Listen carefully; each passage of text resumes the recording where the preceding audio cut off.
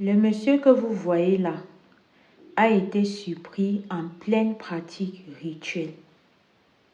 Cette histoire est ce qui est en train de secouer tout le Nigeria en ce moment. Et les pratiques rituelles qu'il faisait, c'était pour rendre les 5 enfants de sa défunte petite sœur folles. Je m'excuse pour la qualité des images, voilà, mais je pense que l'histoire-ci est vraiment très intéressante pour vous. Je vous explique les faits. Alors ce monsieur-là était en train de faire son rituel un samedi soir, quand des jeunes étaient en train de rentrer de leur mouvement de boîte de nuit. Ils ont attrapé le monsieur-là en train de faire ces rituels-là. Et quand il a vu les jeunes-là venir, il a pris fuite. C'est ainsi que parmi les jeunes-là, il y a certains qui ont décidé de le poursuivre et d'autres sont restés regarder ce qu'il est en train de faire, d'où les images que vous voyez un peu là. Alors, ceux-là qui ont poursuivi le monsieur, ils ont arrêté le monsieur. Quand ils arrêtent le monsieur, ils conduisent le monsieur dans un poste de police. Une fois arrivés au poste de police, ils ont expliqué aux gendarmes la scène qu'ils ont vécue. C'est ainsi qu'on demande au monsieur que cette scène que ces enfants sont en train d'expliquer, ces jeunes hommes autant pour moi, de quoi est-ce qu'il s'agissait? Il a d'abord, dans un premier temps, voulu tourner, mais après quelques chandelles et tout ça, il s'est décidé à parler. Alors quand il se décide à parler, il fait comprendre que s'il effectuait ce rituel-là au milieu de la nuit, c'était dans le but de rendre les enfants de sa défunte petite sœur qui vivent en Europe, notamment en France, fous, ou du moins de leur maintenir dans la folie. Pourquoi les maintenir dans la folie? Parce que sa sœur, en décédant avec son mari dans un accident, ils avaient eu la chance, ou du moins c'est la grâce d'avoir situé tous leurs enfants et les avoir envoyés en Europe. Alors, ces enfants-là étant en Europe, quand leurs parents décèdent en Afrique, c'est ainsi que d'un commun accord, ils se mettent d'accord de confier la gestion des biens que leurs parents ont laissés en Afrique à leur oncle, l'oncle Silla. Sauf que derrière la gestion des biens qui étaient notamment la maison familiale et quelques champs que leurs parents avaient laissés en location, les propres enfants là étant dynamiques, c'est comme ça que eux aussi ils voulaient faire leur part de patrimoine. Quoi de mieux que de confier cela à leur oncle qui jusqu'à présent leur avait montré un visage d'ange, qui jusqu'à présent leur avait montré que je suis avec vous. C'est comme ça que ces enfants-là, malgré leur jeune âge, ils étaient déjà conscients. Et c'est comme ça qu'ils ont décidé que, ok, leur petit job qu'ils font, leur petit travail, ils vont économiser l'argent, envoyer à leur tonton pour leur payer le terrain pour construire la maison et les aider à voir des petites activités secondaires. C'est ce que tous les 5 enfants dont vous pouvez voir le nom ont fait. Sauf que quand ils envoyaient l'argent en Afrique à leur oncle, au lieu de faire ce pourquoi l'argent a été envoyé, il a mené la vie avec. Il s'est fait appeler président dans les boîtes de nuit, tous les points de vente avec l'argent des enfants. Durement gagné sur le froid ici là. Pour les benguistes, vous connaissez la période qu'on appelle la neige ici là. Ce n'est pas facile. C'est le genre que tu peux même te lever comme ça. Ton corps te retient au lit, que reste couché. Mais parce que tu connais ce que tu veux. Parce que tu sais d'où tu viens. Parce que tu sais d'où tu veux arriver. Tu te lèves comme un guerrier. C'est comme ça que ces 5 enfants-là se sont levés. Économiser, envoyer tout le temps à l'oncle. Maintenant, c'est venu le moment où ils ont décidé que ok, tonton, ça part déjà après de 6 ans qu'on t'envoie l'argent et tu gères et tout. Il faudrait maintenant qu'on vienne voir, voilà, parce qu'on veut voir à quel niveau se situent les chantiers. À chaque temps que les enfants là demandaient les photos, ils trouvaient bien les photos. Oui, restez connectés, vous allez comprendre. Quand les enfants disent maintenant à ce monsieur-là qu'ils vont venir, histoire de voir les chantiers, histoire de vérifier un peu les biens des parents et tout ça, le monsieur, sachant bien qu'il a dilapidé l'argent des enfants, sachant bien que sur les maisons qui étaient en location, les chambres qui étaient en location, là, il a vendu cela. Donc, à l'heure actuelle, il reste seulement la maison familiale où lui-même il vit dedans et où il a même mis cela en hypothèque. Vous vous rendez compte? Donc, Quand il apprend que les enfants là vont rentrer, sachant bien qu'il n'a plus rien de tout ça, c'est comme ça qu'il part quelque part. Où on lui demande de faire ce rituel-ci au milieu de la nuit, tous les samedis, pendant une période de 3 mois. Histoire de rendre les enfants là bien zinzin.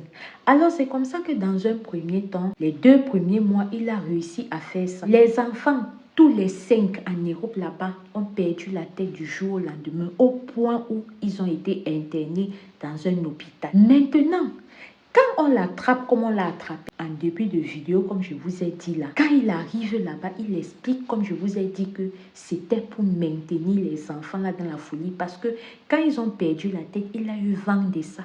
Et connaissant bien que si ce qu'il arrête avant les 3 mois là, les enfants là vont redevenir normaux. Et sachant bien que s'il redevient normal, c'est fini pour lui. En bon lâche qu'il était, il a continué comme ça jusqu'à ce que ça allait arriver à 3 mois qui allait être un aller sans retour. Donc quand on l'attrape, voilà toutes les révélations qu'il fait. Maintenant, les enfants là sont en Benguela là-bas, ils sont internés comme je vous ai dit. Maintenant, ce que la police a fait, ils ont cherché les membres de la famille de ce monsieur-là. Ils ont pu trouver certaines tantes éloignées et ils ont demandé si ce qu'ils peuvent entreprendre les démarches de voir comment faire descendre les enfants là en Afrique, vu que c'est un truc mystique, si comme ce n'était pas encore arrivé aux 3 mois, si on peut encore faire quelque chose pour eux. Donc, à l'instant-ci, là, voilà où l'histoire là s'arrête. Je vous assure que c'est en train de chauffer sur tous les YouTube nigériens. C'est en train de bader. Regardez vous-même le nombre de vues. Il dit que c'est en train de bader maintenant là. Je vais rester vraiment très attentif à cette histoire. Et si on parvient à soigner les enfants là, je vous dirai. Si ça vous intéresse, mentionnez-le moi en commentaire. Vous avez bien écouté l'histoire-ci.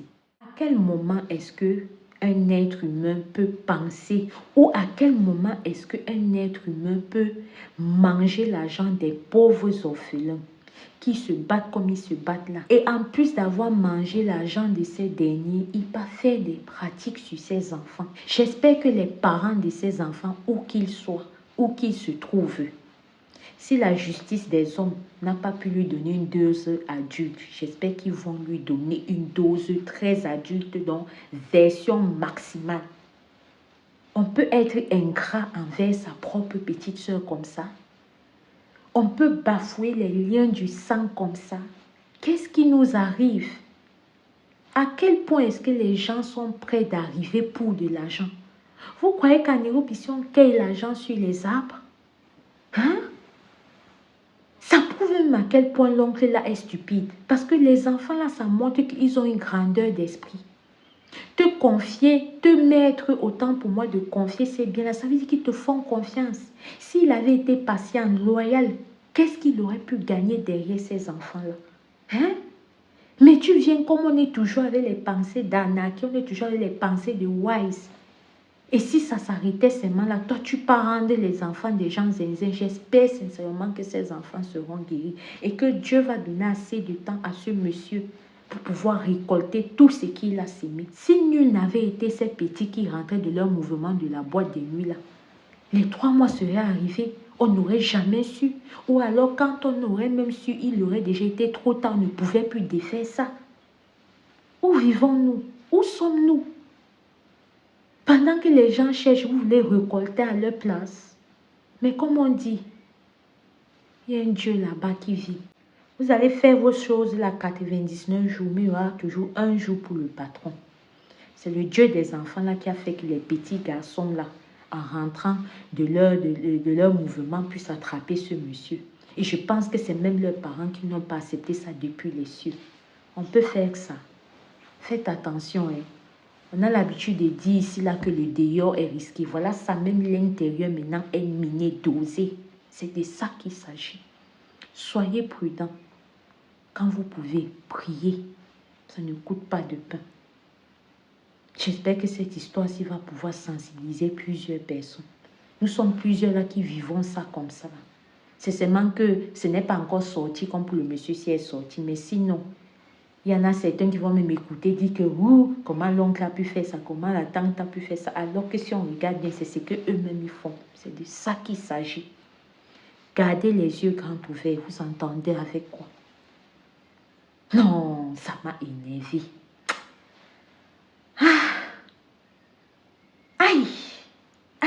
Aïe, ça c'est quoi?